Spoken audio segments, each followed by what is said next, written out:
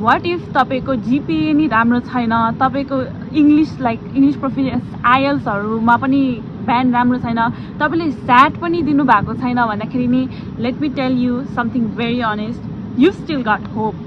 तपाईँको होप चाहिँ स्टिल छ।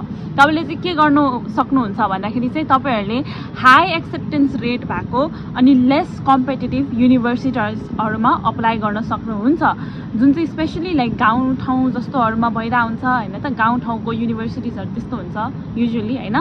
But perfect example is Arkansas state university होइन त। त्यो भनेपछि very less competitive and acceptance rate पनि राम्रै भएको है। तपाईँहरूले चाहिँ यस्तो गरेपछि चाहिँ मलाई किन लाग्छ कि it's like even good for यो प्रोफाइल होइन।